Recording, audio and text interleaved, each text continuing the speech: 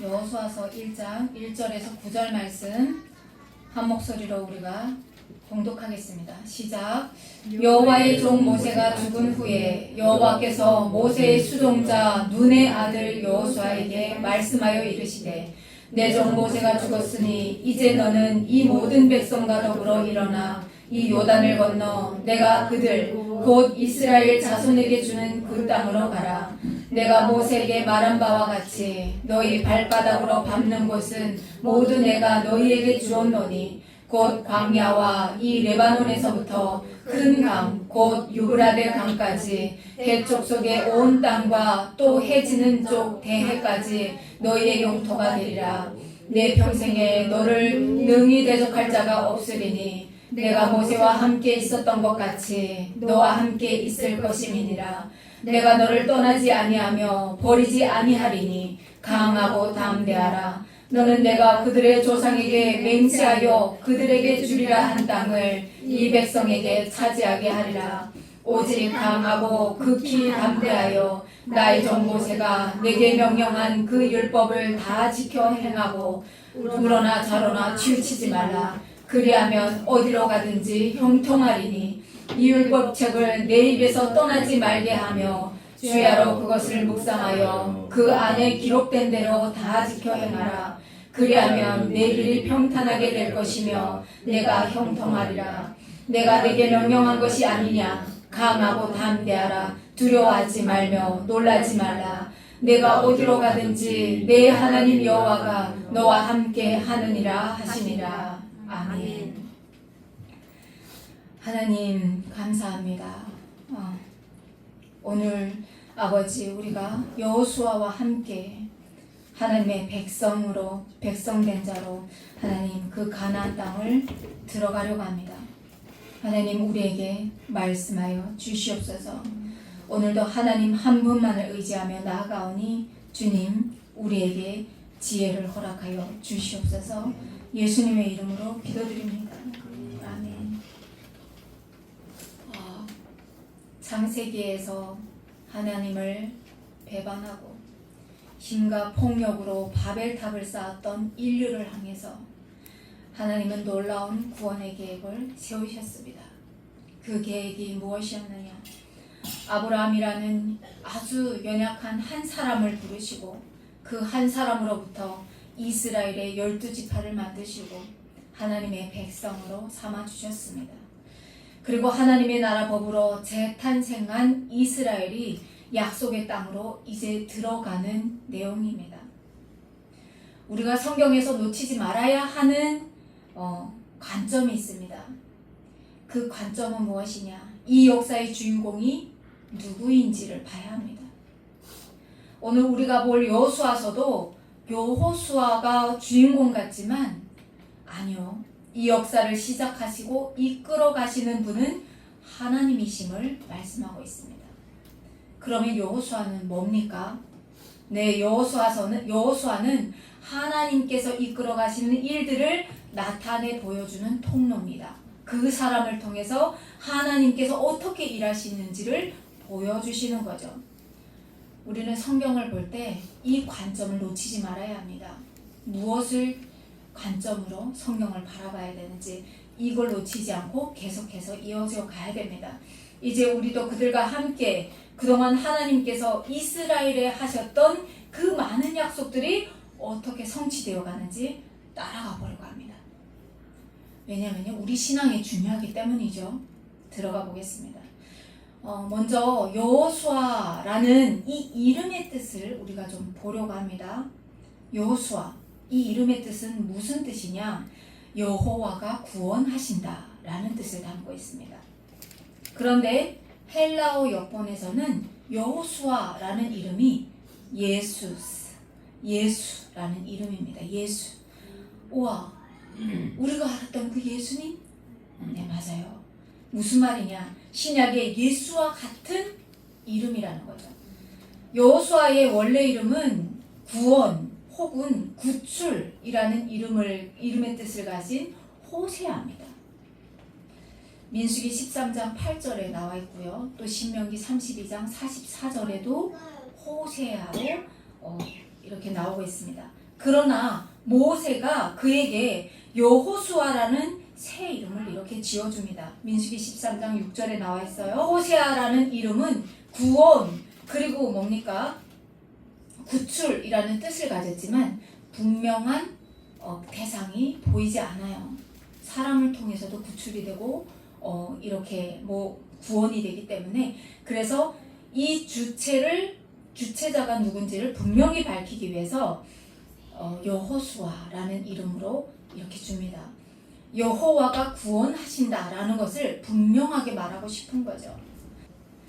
자, 그러니까 뭡니까? 여호수아가 가나안을 정복하고 이스라엘 백성에게 승리와 안식을 가져다 준 사실은 여호수아가 준 것이 아니라 그 사단의 권세를 깨뜨리고 자기 백성들에게 구원과 하나님의 나라의 복을 가져다 줄 예수 그리스도, 하나님의 나라가 도래했다는 뜻입니다.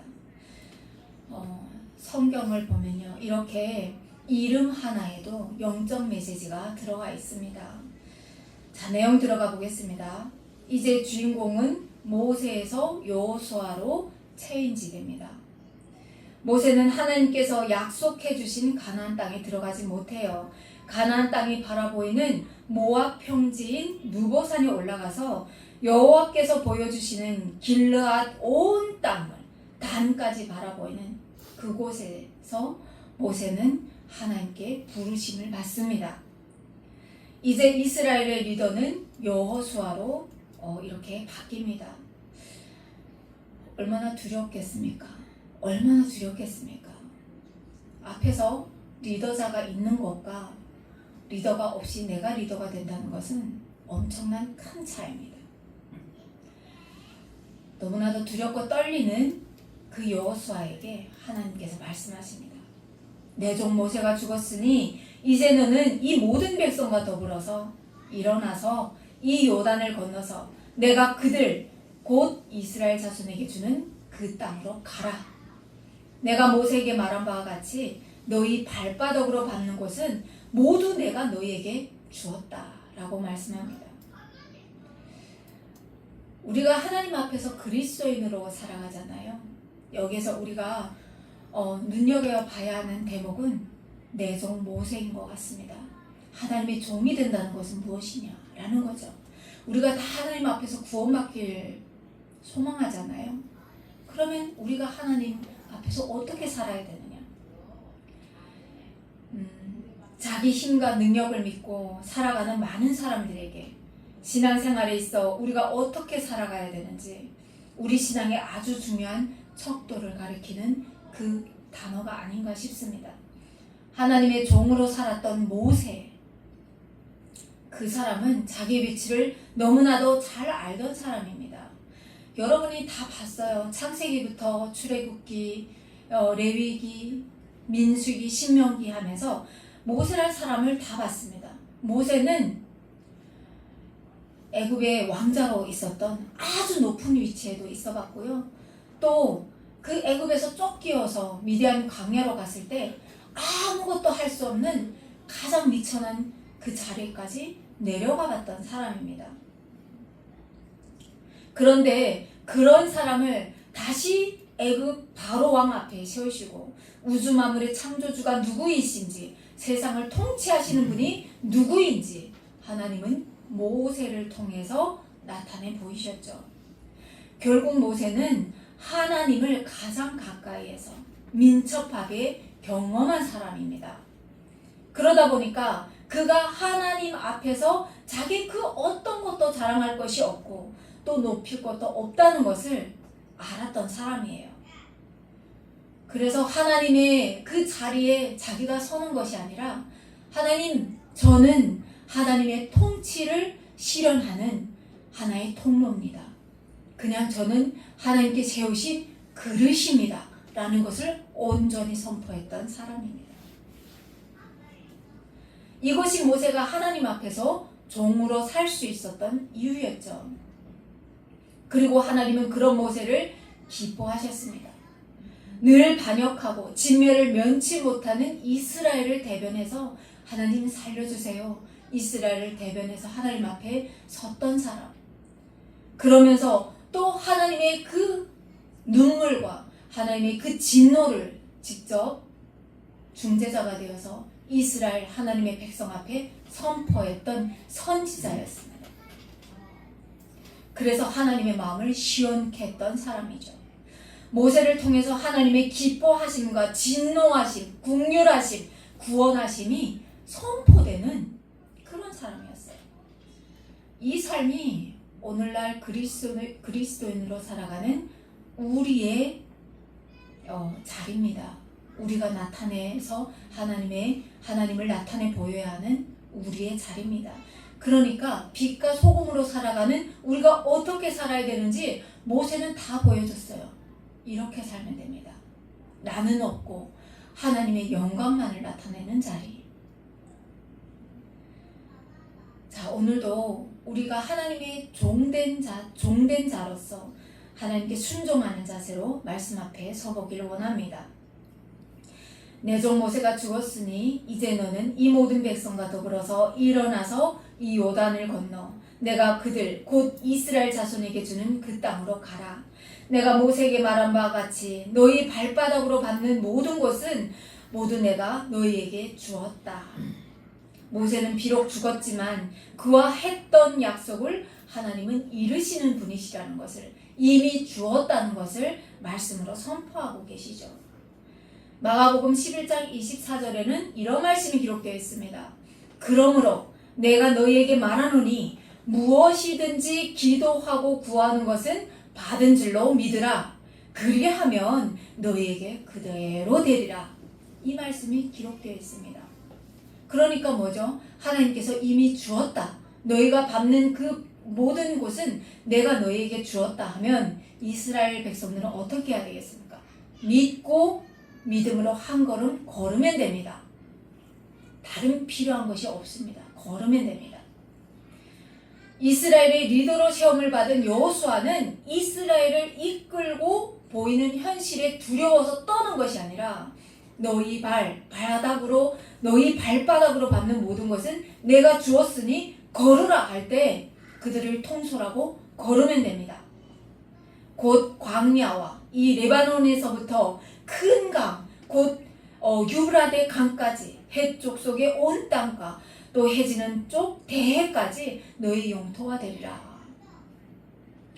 이 영토는 언제 다 완성이 되느냐? 다윗 왕 그리고 솔로몬 왕 때 가면 이 땅이 완전히 회복이 됩니다. 자, 그러니까 이들이 그 약속의 땅에 들어가서도 이 땅을 다 얻지 못한다는 것을 보여주고 있죠. 우리는 역사를 다 아니까. 그런데 하나님 앞에 신실하게 섰던 그 다윗 왕 때, 그리고 하나님 앞에 다른 것을 구한 것이 아니라 하나님 이 백성을 하나님 앞에서 온전히 통솔할 수 있는 그 지혜를 주십시오 하고 지혜를 구했던 솔로몬 왕 때 가서 이 모든 것이 회복이 됩니다.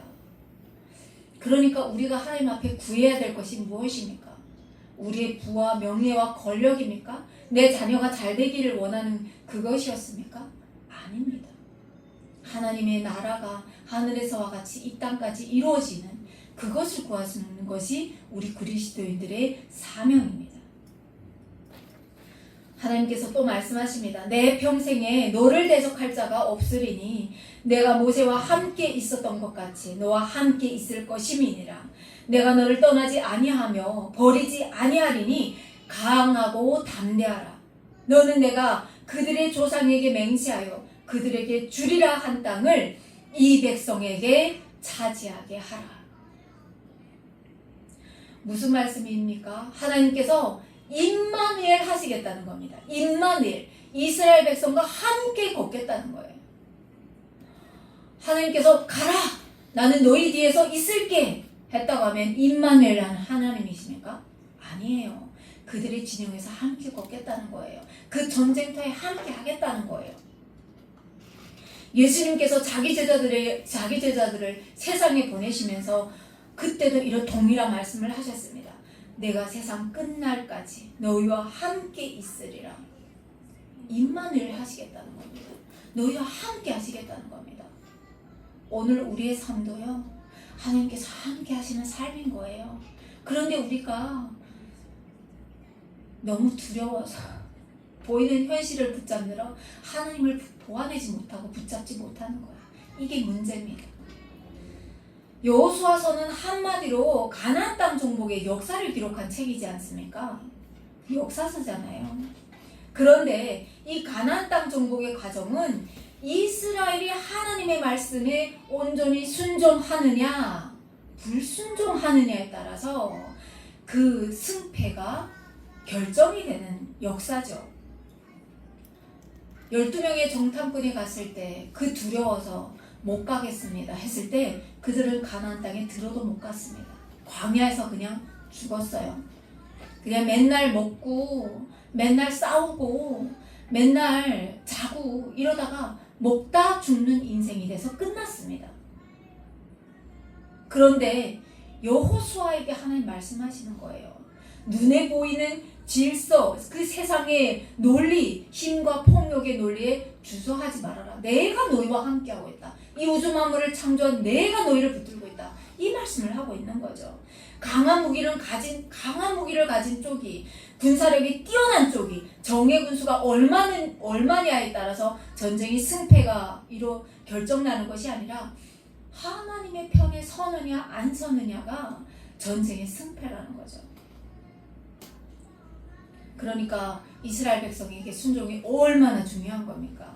아브라함에게 하셨던 그 약속이 모세를 통해서 구체화되고 또 여호수아를 통해서 완성되고 있음을 지금 보여주고 있는 거죠.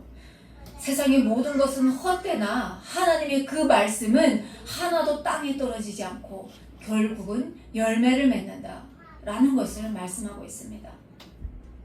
오직 강하고 극히 담대하여 나의 종 모세가 내게 명령한 그 율법을 다 지켜 행하고 우로나 좌로나 치우치지 말라. 그리하면 어디로 가든지 형통하리니 이 율법책을 내 입에서 떠나지 말게 하며 주야로 그것을 묵상하여 그 안에 기록된 대로 다 지켜 행하라. 그리하면 내 길이 평탄하게 될 것이며 내가 형통하리라. 여기서 말씀하시는 율법은 모세 오경입니다. 창세기, 출애굽기, 레위기, 민수기, 신명기. 그러면 여러분 우리가 율법책을 생각할 때 우리 삶의 표본이고 우리 삶의 잣대고 그렇게만 생각을 하십니까? 아니에요. 이 모세 오경에는 이스라엘의 정체성이 담겨 있습니다. 하나님이 어떤 분이신지 기록되어 있습니다. 그래서 그들이 누구인지, 하나님의 백성은 어떻게 살아가야 되는지, 그 약속의 땅에 들어가서 무엇을 해야 되는지, 사명과 소명과 목적, 방향, 삶의 규범 다 기록되어 있습니다. 그러니까 얼마나 중요한 책입니까? 그래서 이 책을 주야로 이스라엘을 통솔하고 걷는 여호수아는 주야로 밤과 낮이 따로 없이 하나님의 말씀을 묵상함으로 그걸 떠나 살지 말라는 거죠. 그랬을 때 그들이 사명을 잃지 않고 그들의 목적을 잃지 않고 방향을 잃지 않고 세상에 흔들리지 않고 세상 흐름에 떠내려가지 않고 살 수가 있다고 말씀하는 겁니다. 우리에게도 동일한 말씀을 하고 있는 겁니다. 말씀을 읽지 않으면요 하나님을 몰라요. 내가 누군지도 몰라요. 내가 어떻게 살아가야 되는지 방향도 몰라요. 늘 모세를 따라다니며 시중을 들던 여호수아였습니다. 그런데 이제는 큰 무리를 이끌고 가야 하는 리더자가 되었습니다. 너무너무 무섭습니다. 두렵습니다. 내가 과연 잘해낼 수 있을까? 나는 모세의 시종을 들던 자였는데 내가 과연 이 백성들을 책임지고 온전히 이끌 수 있을까? 그러나 하나님께서 말씀해 주시고 위로해 주시니까 여호수아가 담대하게 일어섭니다. 그래서 백성의 관리들에게 명령을 합니다. 진중에 두루 다니면서 그 백성에게 명령하여 양식을 준비하라. 사흘 안에 너희가 이 요단을 건너서 너희의 하나님 여호와께서 너희에게 주사 차지하게 하시는 땅을 차지하기 위하여 들어갈 것입니다. 담대하지 않습니까? 여호수아 너무 멋있어요. 너무 멋있어요. 앉아서 부들부들 떨고만 있지 않는 거예요. 하나님을 믿고 담대하게 선 거예요. 지금 한 걸음 걸은 거예요. 일찍이 모세가 죽기 전에 이미 여호수아는 이스라엘의 리더로 채용받았습니다. 여호수아가 이제 그 지도력을, 리더십을 이스라엘에게 증명하여 보여줘야 할 때입니다. 여호수아가 요단을 건너지 않고 땅을 얻은 세 지파가 있었습니다. 르우벤 지파, 갓 지파, 므낫세 반 지파, 절반이 지금 약속의 땅, 가나안 땅에 들어가지 않고 요단 동편 모압 땅을 지금 얻었습니다. 그들에게 여호수아가 명령합니다. 여호와의 종 모세가 너희에게 명령한 것을 기억하라. 이스라엘의 약속의 땅을 다 차지하기까지 너희 모든 용사들은 무장하고 너희의 형제들보다 앞서 건너가서 그들을 도우라. 힘있게 그들에게 명령했습니다. 이 일이 다 끝나면 여호와께서 너희에게 안식을 주시며 이 땅을 너희에게 주시리라 라고 말씀했던 그 모세를 기억하라 라고 얘기하는 거죠. 여호수아서에서 아니면 이스라엘 역사에서 가장 중요한 게 뭡니까? 안식입니다. 안식. 이들은 지나온 그 역사를 바라봤을 때 자식도 이렇게 낳지 못하고 나라를 세운 그 나라에 따라다니면서 우상장사를 했고 그러면서 겨우겨우 남의 땅에서 이렇게 살았던 사람들이에요. 그러니 언제 한번 시온이 발벗고 살 수 있었겠습니까? 아브라함을 부르셔가지고 또 이삭으로부터 야곱과 에서를 주시고 야곱으로부터 그 12명을 주시고 70명의 그 후손들이 불어났을 때 그때도 하나님께서 그들을 어디로 보내십니까? 애굽으로 보내시잖아요. 이집트로 보내신단 말이에요. 그래서 430년 동안 남의 집에서 새빵살이를 하면서 살았습니다. 오늘날도 우리가 그 새빵살이 하는 걸 우리가 생각해 볼 때 여러분 얼마나 피곤하고 어렵습니까? 매달 돌아오는 월세가 있고 그리고 그 집주인이 집값이라도 올리면 또 이거 그 돈을 마련하라고 안절부절하고 이스라엘 사람들의 삶이라고 달랐을까요? 아니죠. 그들에게 밉보일까 늘 눈치 보면서 살지 않았겠습니까? 그 안식이 없었던 그들의 삶이었어요. 그런데 하나님께서 이 모세를 통해서 또 말씀하셨던 거죠. 너희가 여기에서 지금 모압 평지에서 땅을 얻었다고 기뻐하느냐? 결코 여기에서 너희가 그 땅을 얻었다고 가나안에 너희가 들어가지 않는다고 하면 하나님께서 너희에게 안식을 주지 않을 거야. 그러면서 모세가 막 그들에게 화를 냈던 그것을 기억해야 됩니다. 여호수아가 지금 그때 일을 지금 회상시켜주는 거죠. 다시 들춰내는 거죠.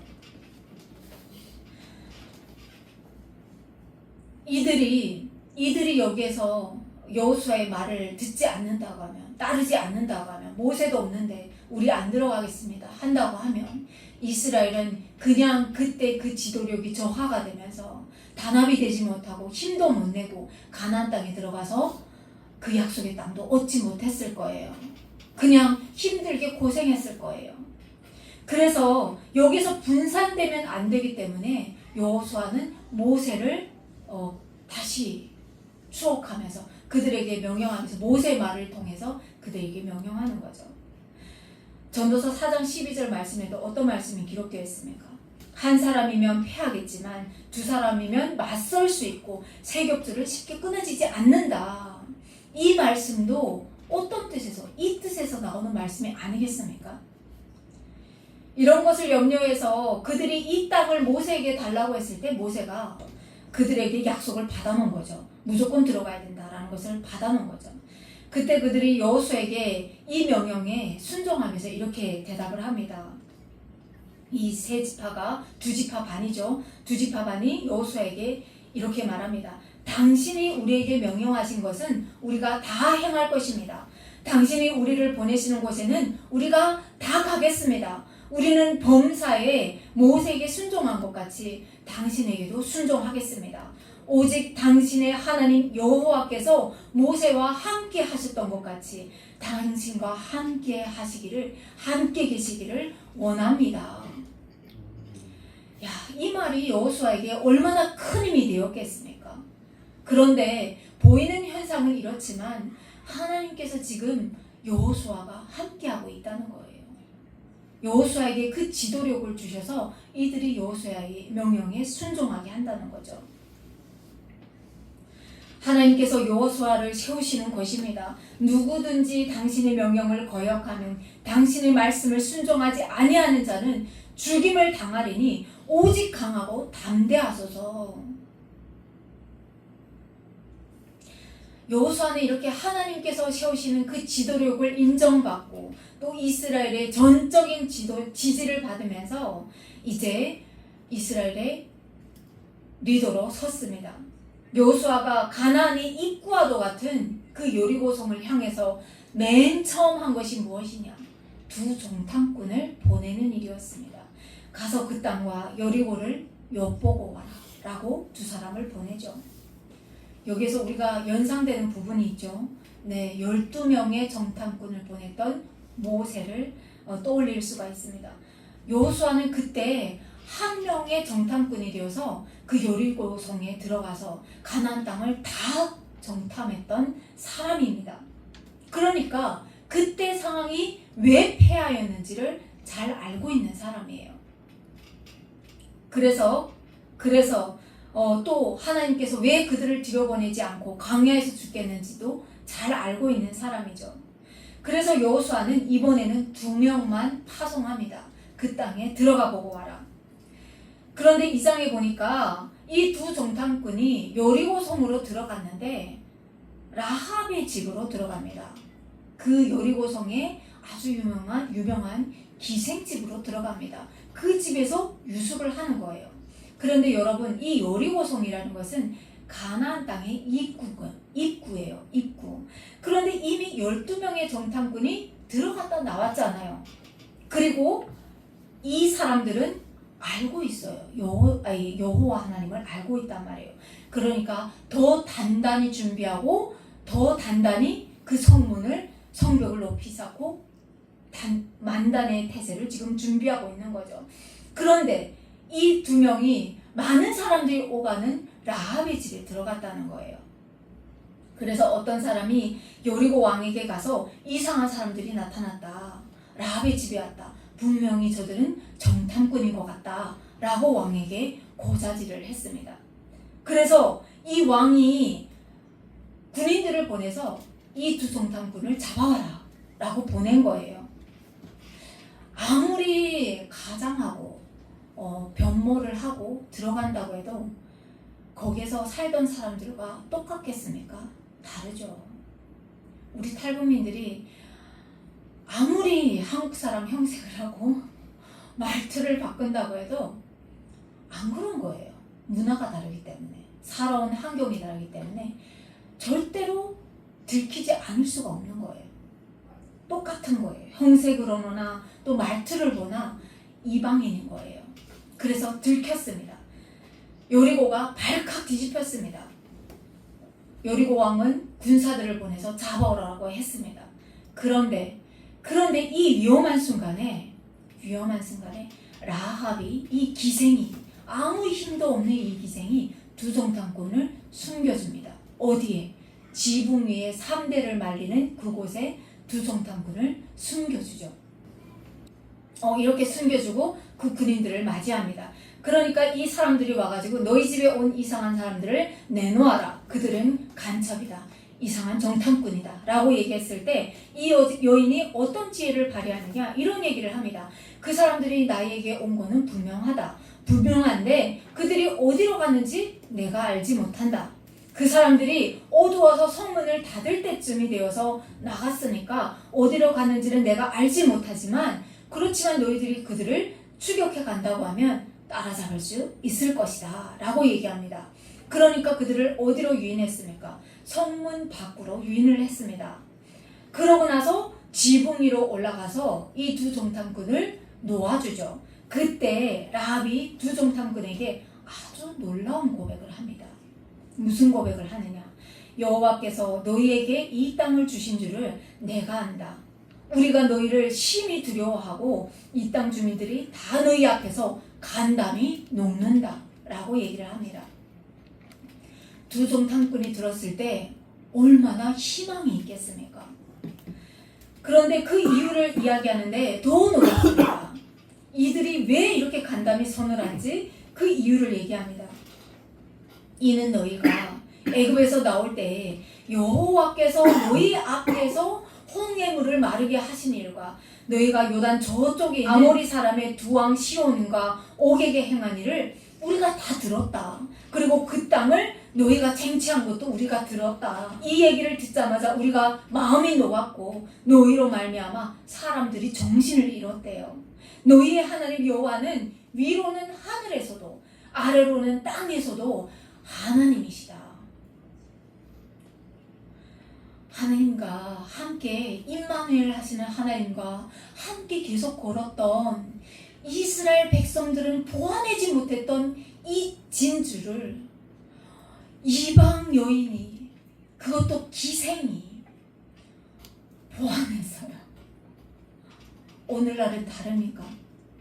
하나님께서 누누이 말씀으로 말씀하시면서 내가 너희와 함께한다. 너희 먹을 것과 입을 것과 너희의 그 호흡마저도 내가 너희와 함께한다 라고 말씀하시는 것이 세상에 그 어떤 사람들에게 말씀하시는 것이 아니에요. 우리 믿는 자들에게 하나님께서 이 성경 말씀을 통해서 말씀하시는데 정작에 우리는 세상 사람들과 다른 게 하나도 없이 오히려 어떨 때 보면요 악한 일을 행하면서 살더라는 거예요. 우리나 이스라엘 백성이랑 뭐가 다르냐는 거죠. 하나님은 정작에 자기 백성에게 듣고 싶어 하시는 그 선포의 메시지였습니다. 그런데 이들은 이방인도 보아내는 그 하나님을 보아내지 못하고 날마다 애굽으로 가자, 애굽으로 돌아가자, 우리가 죽을 곳이 없어서 이 광야에서 묻히겠느냐, 우리에게 물을 내어주었어? 그러면 우리에게 밥도 주나? 고기도 주냐? 한번 하나님을 시험해볼까? 이런 악한 마음을 가지고 하나님 앞에 섰다는 거예요. 그래서 라합이 두 정탐꾼에게 부탁을 합니다. 그러므로 이제 청하노니 내가 너희를 선택하였은즉 너희도 내 아버지의 집을 선대하도록 여호와로 내게 맹세하고 내게 증표로 내라. 놀라운 라합의 믿음입니다. 눈에 보이는 칼과 창인 왕의 병사들을 두려워한 것이 아니라 왕에게 들키면 라합은 물론 그 아버지의 집이 몽땅 몰살하는 거예요. 그런데 이 여자가 붙잡은 것이 무엇입니까? 보이지도 않는 여호와 하나님을 붙잡았다는 거예요. 이 우주 만물을 창조하셔서 자연도 섭리하시면서 말씀하시는 여호와 하나님을 붙잡았다는 거예요. 우리에게 요구하시는 믿음입니다. 이 믿음입니다. 그때 그 두 정탐꾼도 이렇게 라합에게 얘기합니다. 내가 우리의 이 일을 누설하지 아니하면 우리도 보완하지 못했던 그것을 보완한 여인이여, 우리가 온 것을 네가 다른 사람에게 누설하지 아니하면 우리도 목숨으로 너희를 대신할 것이요 여호와께서 우리에게 이 땅을 주실 때에는 인자하고 진실하게 너를 대우하리라. 여호와의 이름으로 맹세합니다. 약속을 맺습니다. 여호와 하나님께서 여호와의 이름으로 서로 약속을 하고 라합이 이들을 창문에서 줄을 달아서 내려보냅니다. 왜냐면요, 라합의 집은 성문 제일 꼭대기에 있었거든요. 그래 이들을 보내고 나서 약속의 증표로 무엇을 합니까? 창문에 붉은 줄을 매답니다. 이 붉은 줄이 매단 것을 보고 우리가 이 가나안 땅에 들어왔을 때 다른 곳은 다 멸하더라도 내가 너희 아버지의 집은 구하겠다 라는 약속을 맺었습니다. 그렇지만 이 약속의 방주에 타지 않고 와, 세상에 이런 전쟁이 일어났네? 전투가 일어났어? 나 너무 궁금해. 나가보고 싶어. 대체 밖에 사람들은 어떤 일을 하는지 나 보고 싶어 하면서 그 방주에서 내린 사람들은 결코 그들이 죽어도 우리는 우리에게 그 죄가 없다 라는 얘기를 합니다. 하나님께서 우리에게 하시는 말씀이 아닙니까?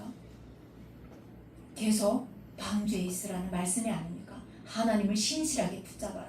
그 포도나무에서 그 줄거리에서 떨어져 나가지 말아라. 그러지 않으면 너희가 열매를 맺지 못한다고 하셨던 그 말씀이 지금 구약에서부터도 계속 이어지는 말씀입니다. 우리가 어떻게 살아야 되는지. 자, 그리고 라합은 이 두 정탐꾼에게 말하죠. 너희를 쫓는 그 군사들이 성문 밖에 있어. 그러니까 곧바로 길로 가면 너희가 잡힐 수가 있으니 산에 올라가서 사흘 동안 숨어 있다가 그들이 돌아가거든 다시 너희 진영으로 돌아가라. 라합이 일러준 대로 이렇게 모든 것을 지키고 이들이 기쁜 마음으로 자기 진영으로 다시 돌아갑니다. 그리고 어떻게 합니까? 자기들이 겪었던 그 모든 일을 여호수아에게 말하는 거죠. 진실로 여호와께서 그 온 땅을 우리 손에 주셨으므로 그 땅의 모든 주민이 우리 앞에서 간담이 녹도이다. 여러분, 우리도 보아내야 되는 거예요. 말씀을 통해서 우리도 보아내야 되는 거예요. 1장 3절 말씀, 내가 모세에게 말한 바와 같이 너희 발바닥으로 밟는 것은 모두 너희에게 주었다. 주겠다가 아니라 주었다 라고 말씀하시는 이 말씀을 우리도 믿어야 되는 거예요. 오늘날 예수 그리스도 이름으로 나아가는 살아가는 너희에게 구원이 있다 라고 말씀하시는 그 하나님의 말씀을 신실하게 붙잡고 어떻게 살아야 됩니까? 세상에서 내가 하나님의 자녀인데 이 우주 만물을 창조하신 분이 하나님이신데 내 아버지신데 여러분 담대하십시오. 두려워하지 마십시오. 떨지 마십시오. 여러분이 세상에 빛과 소금으로 살아가는 사람들이지 세상에 무릎을 꿇고 세상에게 나에게 밥을 주십시오. 나를 굶기지 마십시오. 라고 구걸하는 사람들이 아니라니까요. 여러분의 신분을 오늘도 담대하게 선포하며 나아가십시오. 그게 우리의 신분입니다. 그게 우리가 세상에서 해야 할 사명입니다. 우리가 살아가야 할 방향이고요. 목적입니다. 하나님은 말씀으로 우주 만물을 창조하신 분이시고요. 창조하셨을 뿐만 아니라 오늘도 여전히 세상을 통치하시는 유일무이하신 하나님이십니다. 그런데 왜 사람을 쓰십니까? 왜 사람을 쓰십니까? 하나님의 자녀를 향한 사랑이십니다. 하나님의 자녀를 향한 사람의 눈높이에 맞게끔 그들이 알아볼 수 있는 방법으로 하나님은 말씀하시는 거예요. 하나님이 어떤 분이신지 보라는 거죠. 우리가 우리에게 주신 그 자유의지를 가지고 하나님 무서워요. 그래서 내가 하나님을 믿어요. 라는 것이 아니라 하나님이 나의 하나님이 말씀으로 창조하신 분이시고 오늘도 세상을 통치하시는 분이시고 그런 분이 나의 아버지가 되시고 나의 친구가 되시는 분이십니다. 라면서 기쁨으로 그분과 함께 동참하기를 원하시는 거죠. 영적 암흑기 가운데서도 하나님의 자녀를 통해서 하나님은 빛을 선포하십니다. 그래서 빛을 잃지 않는 존재가 되어서 세상에 하나님을 다 반영하고 살아갈 때 하나님은 하나님의 자녀들을 통해서 하나님이 살아계심을 계속 증명해 보여주시고 하나님의 나라를 계속 확장해 나가시는 겁니다. 그러니 저와 여러분이 해야 될 일이 무엇입니까? 그분을 신실하게 믿고요. 신뢰하고 한 걸음 걷는 겁니다. 그분이 나를 붙들고 계심을 고백하면서 선포하면서 그리스도인으로 하나님의 자녀로 담대하게 걷는 겁니다. 세상에서 뭐 그렇게 하느냐, 뭐 그렇게까지 할 필요가 있어. 날씨도 좋은데 놀러 가자 라고 말할 때 아니, 예수님께서 사탄에게 선포하셨듯이 아니, 이 사탄아 물러가라.